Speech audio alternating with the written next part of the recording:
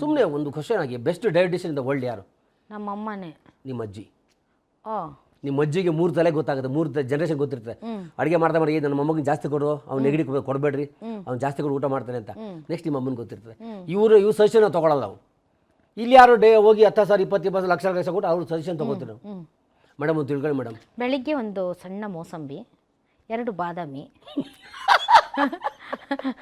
ಒಂದು 50 ಗ್ರಾಮ್ ಉಪ್ಪಿಟ್ಟು, ಮತ್ತೆ ಅದು ಕೇಳೇ ಇದೆ ಡಗ್ಗನ ಹತ್ರ. ಇಲ್ಲ ಮೇಡಮ್, ದಯವಿಟ್ಟು ತಿಳ್ಕೊಬೇಡಿ, ನಾನು ಯಾರನ್ನೂ ಇಲ್ಲಿ ಇದು ಮಾಡ್ಬೇಕು ಮಾತಾಡ್ತಾ ಇಲ್ಲ.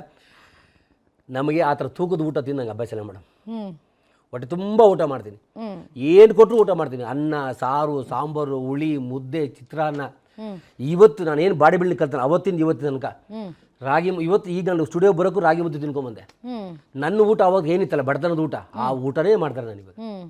ನಾನ್ ವೆಜ್ ಎಲ್ಲ ಜಾಸ್ತಿ ತಿನ್ಬಾರ್ದಂತ ಅದೆಲ್ಲ ಇಲ್ಲ, ಯಾರು ಹೇಳಿಲ್ಲ ಮೇಡಮ್, ಅವೆಲ್ಲ ಸುಳ್ಳೇ. ಅದು ನೋಡಿ ಎಲ್ಲರೂ ಹೆಂಗೆ ಹೇಳ್ತಾರೆ, ನಾನ್ ವೆಜ್ ತಿನ್ಬೇಡ, ನಾನ್ ವೆಜ್ ತಿನ್ಬೇಡ ಅಂತ. ಏನು ಗೊತ್ತಾ, ನೀವು ಅದನ್ನ ದೇಹಕ್ಕೆ ದಂಡನೆ ಕೊಡಬೇಕು. ತಿಂದಷ್ಟು ನೀವು ಅದನ್ನ ಕರಗಿಸ್ಬೇಕು.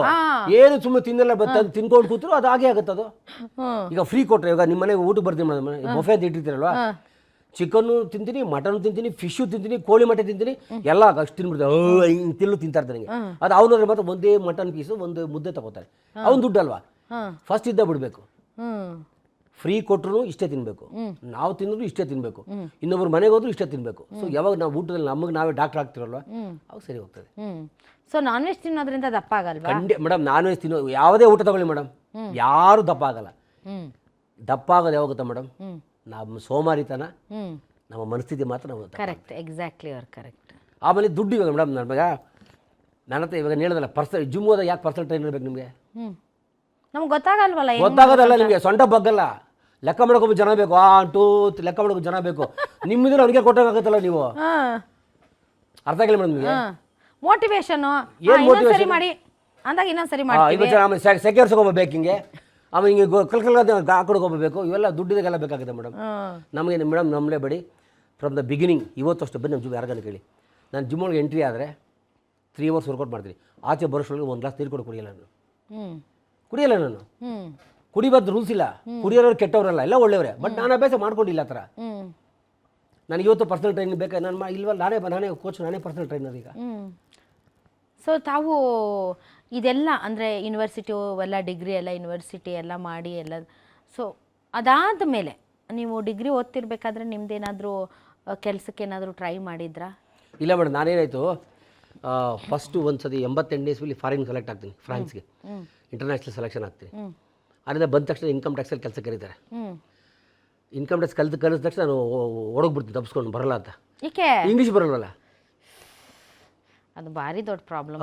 ಇಲ್ಲ ಸರ್, ಇಂಗ್ಲೀಷೆಲ್ಲ ಬರಲ್ಲ, ನಮ್ಗೆ ಗೊತ್ತಿದ್ದು ಒಂದೇ ಭಾಷೆ, ಸಾರಿ ನೋ ಅಷ್ಟೇ. ಯಾರು ಇನ್ನೊಂದು ವರ್ಡ್ ಹೇಳೋದು ನಮ್ಗೆ ಗೊತ್ತಿಲ್ಲ. ಅದಿಲ್ಲ ಸರ್, ನಾನು ಬರಲ್ಲ, ಹಿಂಗೆ ಇನ್ಕಮ್ ಟ್ಯಾಕ್ಸ್ ಎಲ್ಲ ಕೆಲಸಕ್ಕೆ ಬರಲ್ಲ ಅನ್ನೋದು. ನಾನು ಮಿಲ್ಟ್ರಿಗೆ ಹೋಗ್ಬೇಕು, ಇಲ್ಲ ಪೊಲೀಸರಿಗೆ ಅಷ್ಟೇ ಕೆಲಸ. ಪೊಲೀಸರ ಕನ್ನಡ, ಮಿಲ್ಟ್ರಿ ಆದರೆ ಹೆಂಗೋ ಹಿಂದಿ ಅಡ್ಜಸ್ಟ್ ಮಾಡ್ಕೋಬೋದು ಅಂತ ಇರ್ತೀನಿ. ತಪ್ಪು ತಿಳ್ಕೊಂಡು ಇನ್ಕಮ್ ಟ್ಯಾಕ್ಸ್ ಇವತ್ತು ನಮಸ್ಕಾರ ಮಾಡ್ತೀನಿ. ನಾನು ಮನೆಗೆ ಹುಡ್ಕೊಬೋದು. ಮನೆಗೆ ಹುಡ್ಕೊಂಬಂದು, ಇಲ್ಲ ನೀವು ಬರಲೇಬೇಕು ಕೆಲಸಕ್ಕೆ ಅಂತೇಳಿ ಕರ್ಕೊಂಬಂದು ಎಕ್ಸಾಮ್ ಇಲ್ಲಿ ಶನಿವಾರ ವಿಧಾನಸೌಧದಲ್ಲಿ ಬರೆಸ್ತಾರೆ. ನಾನು ಏನು ಬರ್ತೀನಿ ನಮ್ಗೆ ಮನೆಗೆ ಗೊತ್ತು, ಏನು ಗೊತ್ತಿಲ್ಲ, ಇಂಗ್ಲೀಷಲ್ಲಿ ಇರ್ತದೆ. ಸೋಮವಾರ ಮನೆಗೆ ಆರ್ಡರ್ ಬರ್ತದೆ, ಶುಕ್ರವಾರ ಬಂದು ಡ್ಯೂಟಿ ರಿಪೋರ್ಟ್ ಮಾಡ್ಕೊತೀವಿ ಮೇಡಮ್. ಫಸ್ಟ್ ಸ್ಯಾಲ್ರಿ ಎಷ್ಟು ನಿಮಗೆ? 3700 ರೂಪಾಯಿ ಬರ್ತದೆ ಮೇಡಮ್. 3700, 89 88? 88. 3000? ನಂದು 3500 ರೂಪಾಯಿ. ನಂದು 3500 ರೂಪಾಯಿ. ನನ್ನ ಮೊದಲ ಸಂಬಳ 3500 ರೂಪಾಯಿ. ಓಕೆ. ಸೊ ಈ ಥರ ಸಂಬಳ ತಗೊಂಡು ಖುಷಿ ಇಲ್ಲ ಮೇಡಮ್, ಅದಕ್ಕೆ ಇಲ್ಲ. ಏನು ಮಾಡಿದ್ರು ಫಸ್ಟ್ ಸಂಬಳನ? ನನ್ನ ತಾಯಿ ಕೊಟ್ಟೆ ಮೇಡಮ್, ತಗೊಂಡು ನಮ್ಮ ಅಮ್ಮನ ಕೊಟ್ಬಿಟ್ಟೆ, ಎಲ್ಲ ಫುಲ್ ಕೊಟ್ಬಿಟ್ಟೆ. ನಾವು 4 ರೂಪಾಯಿ 5 ರೂಪಾಯಿ 10 ರೂಪಾಯಿ ನೋಡ್ತಾ ಇದ್ರು, 3500 ರೂಪಾಯಿ ಅಂದ್ರೆ ಏನು ನಮ್ಮಮ್ಮ ಆನಂದಕ್ಕೆ ಖುಷಿನೇ ಇಲ್ಲ ಮೇಡಮ್, ಅಷ್ಟು ಖುಷಿ ಆಗ್ಬಿಟ್ಟು. ಹೌದಲ್ಲ.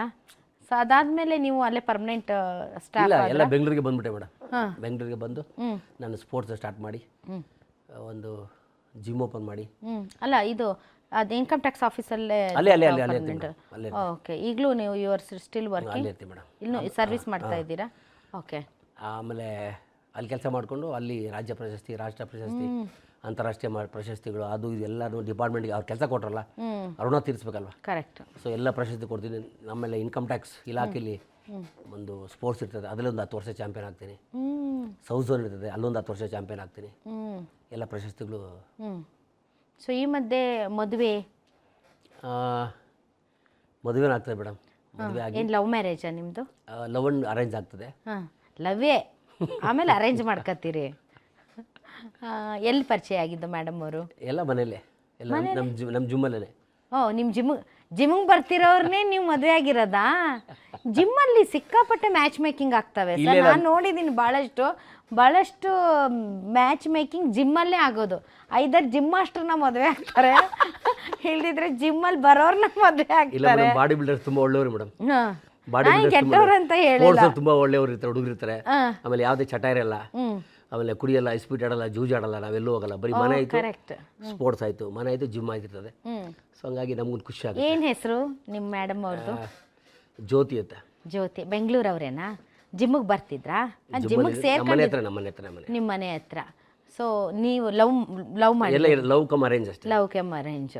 ಅವ್ರ ಅಪ್ಪ ಅಮ್ಮನಿಗೆ ಇಷ್ಟ ಆಯ್ತು ನನಗೆ, ಅವ್ರ ಅಪ್ಪ ಅಮ್ಮನ ಬಂದು ಕೇಳಿದ್ರು, ನನಗೂ ಇಷ್ಟ ಆಗಿತ್ತು. ಸೊ ಮದುವೆ ಆಯಿತು. ಸೊ ಅವ್ರೇನು ಮಾಡ್ಕೊಂಡಿದ್ರ? Housewife. ಓಕೆ. ಸೊ ತಂದೆ ತಾಯಿನ ಕರ್ಸ್ಕೊತಿದ್ರ ಬೆಂಗಳೂರು? ಕರ್ಸ್ಕೊಂಡ್ರ? ಎಲ್ಲ ಬರ್ತಾಯಿದ್ರು, ಹೋಗ್ತಾಯಿದ್ರು. ತುಂಬ ಖುಷಿಯಾಗೆಲ್ಲ ಇದ್ವಿ, ಆನಂದವಾಗಿ, ಏನು ತೊಂದರೆ ಇಲ್ಲ. ಬಟ್ ಏನಪ್ಪ ಅಂದರೆ ಎಲ್ಲರೂ ಒಂದು ಕ್ವಶನ್ ಮಾಡ್ತಾರೆ, ಒಂದು ಗಂಡಸಿನ ಸಕ್ಸಸ್ ಹಿಂದೆ ಒಂದು ಹೆಂಡತಿ ಇರ್ತಾಳೆ, ಒಂದು ಹೆಂಗಸಿರ್ತಾಳೆ ಅಂತ. ಎಲ್ಲರೂ ಏನು ನನ್ನ ಫ್ರೆಂಡ್ಸ್ ಎಲ್ಲ ಕೇಳ್ತಾರೆ, ನೀವೆಲ್ಲ ಸಾಧನೆ ಮಾಡಿ ಆಗೋಗಿತ್ತಲ್ವಾ, ಆವಾಗ ನಿನ್ನ ಹೆಂಡತಿ ಬಂದಿದ್ದಲ್ವಾ, ಯಾಕೆ ಹೆಂಡತಿ ಕ್ರೆಡಿಟ್ ಕೊಡ್ತೀವಿ ಅಂತ ಕೇಳ್ತಾರೆ. ಅರ್ಥ ಇದೆ ಮೇಡಮ್? ಯಾಕೆ ಹೆಂಡತಿಗೆಲ್ಲ ಕ್ರೆಡಿಟ್ ಕೊಡ್ತೀಯ ನೀನು? ನಾನು ಹೇಳ್ತೀನಿ, ನಾನು 90 ಗೋಲ್ಡ್ ಮೆಡಲ್ ಆಗ್ಬೋದು, ರಾಜ್ಯ ಪ್ರಶಸ್ತಿ, ರಾಷ್ಟ್ರ ಪ್ರಶಸ್ತಿ, ಇಷ್ಟೆಲ್ಲ ಹೆಸರು ಮಾಡಿ ದೊಡ್ಡ ಹೆಸರು ಮಾಡಿದ್ದಲ್ಲ ಮೇಡಮ್. ಹೆಂಡತಿ ಅಂತ ಬಂದವಳು ಆ ಪ್ರಶಸ್ತಿಗೆ ನನಗೆ ಚ್ಯುತಿ ಬರೆದಂಗೆ ನಾನು ನೋಡಿಕೊಂಡು, ಅದನ್ನು ಕಾಪಾಡಿಕೊಂಡು, ಅದು ಉಳಿಸ್ಕೊಂಡು ಬೆಳೆಸ್ಕೊಂಡು ಹೋಗ್ತಾಳೆ ಮೇಡಮ್. ಅದು ಗ್ರೇಟ್ ಅಲ್ಲ ಮೇಡಮ್? ಏನು ಇಷ್ಟ ಜ್ಯೋತಿಯಲ್ಲಿ ನಿಮಗೆ? ನಿಜವಾಗ್ಲೂ ಇದನ್ನು ನೀವು ಇಂಟ್ರ್ಯೂ ಮಾಡ್ತೀರಾ ಅಂತ ನಾನು ಹೇಳೋಕ್ಕಾಗಲ್ಲ. ನಂತರ ನನಗೆ ಸಿಕ್ಕಿರೋ ಹೆಂಡತಿ ಥರ ಕ್ಯಾರೆಕ್ಟ್ರು ನಿಜವಾಗ್ಲೂ ಎಲ್ಲ ಸಮಾಜದಲ್ಲಿ ಎಲ್ಲ ಇಂಟರ್ವ್ಯೂ ಎಲ್ಲ ಗಂಡಂದ್ರಿಗೆ ಸಿಗಲಿ ಅಂತ ಕೇಳ್ಕೊತೀನಿ.